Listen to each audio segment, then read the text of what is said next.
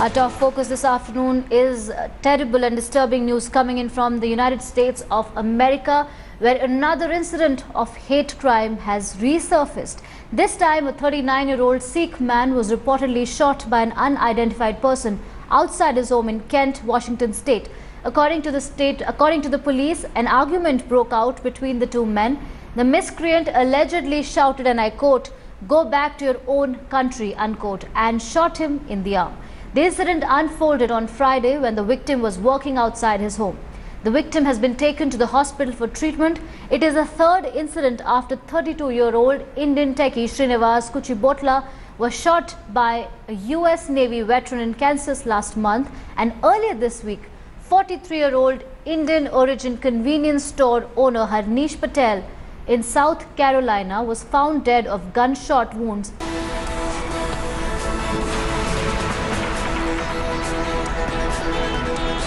Look like it's a hate crime. We are trying to talk to the authorities. We are trying to talk to the victim, but nothing has came out yet. For the last 2-3 weeks, some incidents has happened in Kansas and in other states. We are really concerned seeing the environment around in the US. The culprits must be. All right, I'm joined by India Today's Deputy Editor Smita Sharma for more on this. Smita, another piece of disturbing news coming in from America. Can you please give us the details as to how the investigation is now headed, because the FBI is handling this case and India has registered a strong protest. What is the latest?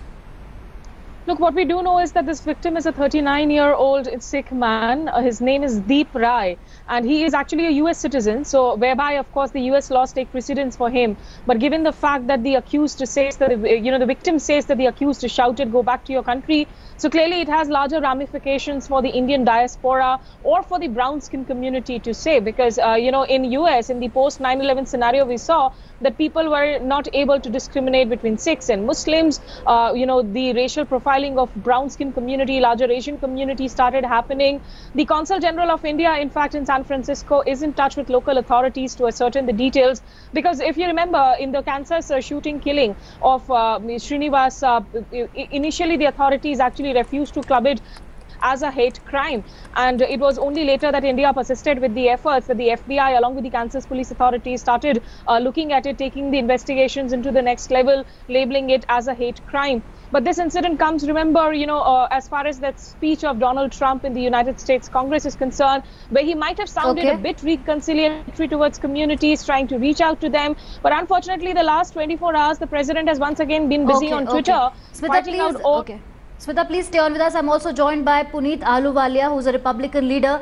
Mr. Ahluwalia, I want to know, after this incident, do you think the Indian community will, obviously, it's anyway apprehensive of the circumstances, and the consistent stand maintained by Donald Trump and his Republican administration, do you think this is going to change anything in the United States of America? I think first thing is we yet to establish that it's a hate crime. And I think somebody alluded to the shooting in South Carolina also as a hate crime. In fact, the investigation is going on.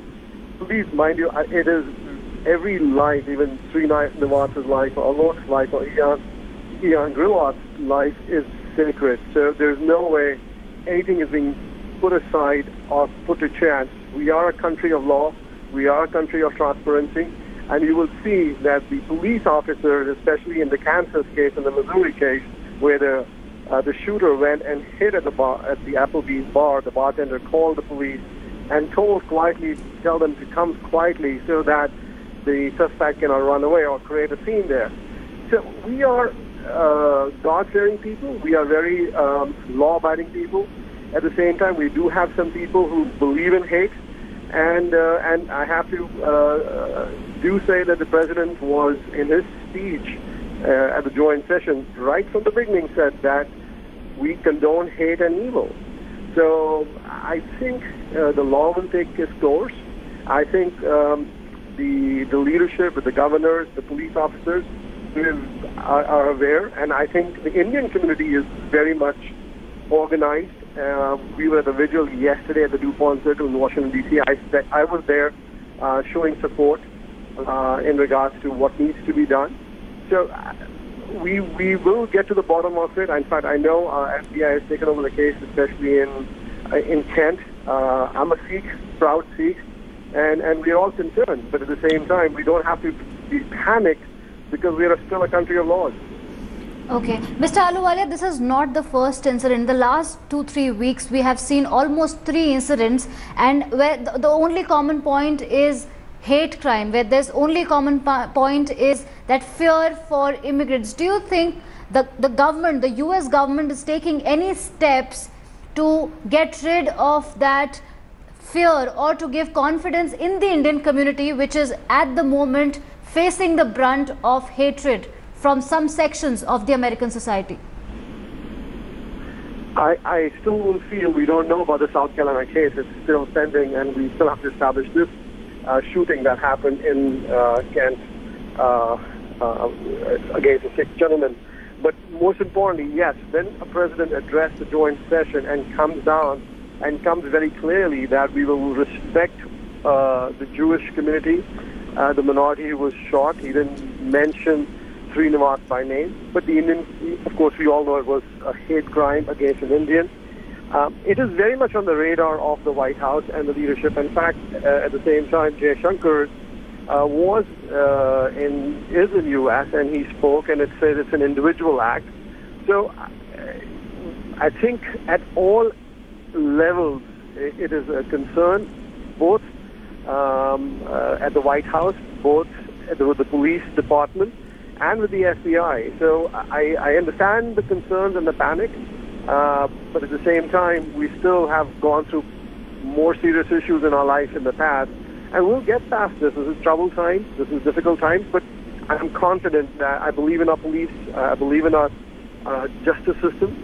Okay. I think we'll catch these culprits. All right. Thank you so much, Mr. Puneet Ahluwalia, for speaking to India today, and we can only hope that these incidents of violence against any community, be it Indian, minorities, or any community in the US, they take a pause for a while, because this incident and many like these have instilled a lot of fear in the minds of those people who are staying in the United States of America. Well, this incident comes after US President Donald Trump condemned all kinds of hate and evil crimes in his recent speech. And a while ago, I spoke to Satwinder Kaur, who's member of the Sikh Soch community, who said that they're still verifying if this incident is related to hate crime, but then she condemned this incident, and she's in touch with the victim, and she says that things will be normal in the coming time. Listen in. All right, I'm now joined by Satwinder Kaur, who's the member of Sikh Soch community in America.